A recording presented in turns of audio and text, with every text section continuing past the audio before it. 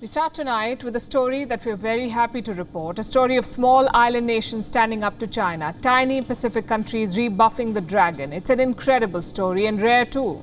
You see, smaller countries do not usually do this. They're vulnerable, they need money, they end up as vassal states. Making a compromise becomes their survival tactic. But not in this case. China came knocking on their doors and they turned it away. Let me start from the beginning. In fact, we've been telling you about this all of last week. We told you how China was targeting the Pacific, how China wanted a security pact with 10 Pacific islands. In fact, China was so confident of having its way that it went with a pre-drafted deal. Guess what? It has been given a royal snub. The deal is off. And Wang Yi, the Chinese foreign minister, will return home empty-handed. For this, the Pacific nations deserve a round of applause because saying no to China is never easy. And even now, the threat for them is not over because China will try through some other means to gain a foothold. But why is China targeting these countries?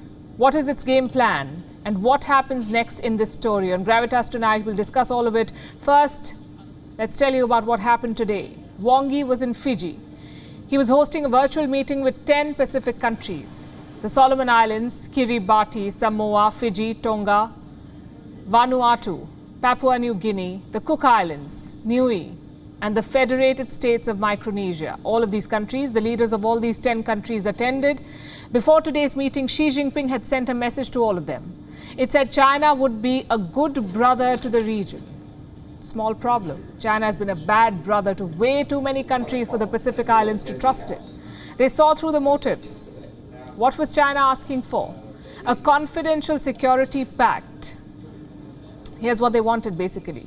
To train the local police in Pacific countries, to get involved in cybersecurity issues, to expand political ties with these countries, to conduct sensitive marine mapping, and to gain access to natural resources on land and water. China wanted all of it. This is what it meant by the controversial confidential security deal. It went on to become controversial.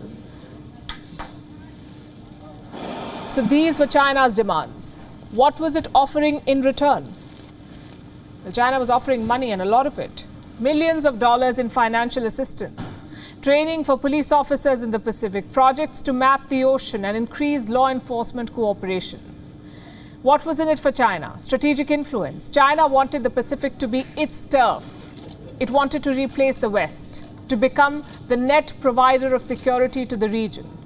Unfortunately for Beijing, the draft of this confidential pact was leaked. And it created quite a storm. A tug of war began. The West was alarmed. Australia launched a diplomatic mission. Less than a week after taking office, Australia's new Foreign Secretary Penny Wong rushed to Fiji. The United States too swung into action. Washington struck a deal with Fiji. It made Fiji a part of the Indo-Pacific Economic Forum, IPEF. The same one that was launched last week during the Quad Summit. You might remember that. India's Prime Minister Narendra Modi was part of this launch, IPEF. This forum is being seen as an alternative to China's Regional Comprehensive Economic Partnership, RCEP. So first the leak, then the Western Charm offensive. The deal began to fall apart. And all of this happened even before Wang Yi had arrived in the Pacific. Once he did try to contain the damage. My advice for those people is that don't be too anxious and don't be too nervous because the common development and prosperity of China and all the other developing countries would only mean greater harmony, greater justice and greater progress of the whole world. Don't be too anxious, he said. The appeal did not work, though. The Pacific countries took a stand. Micronesia led the charge. It warned Pacific nations against signing the pact. Palau took a stand too. Last year, its president, Surangel Whips Jr., refused to take calls from Beijing.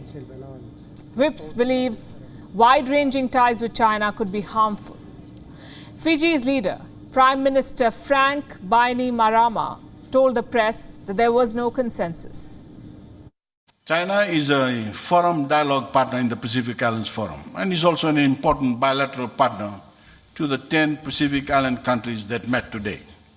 As always, we put consensus first.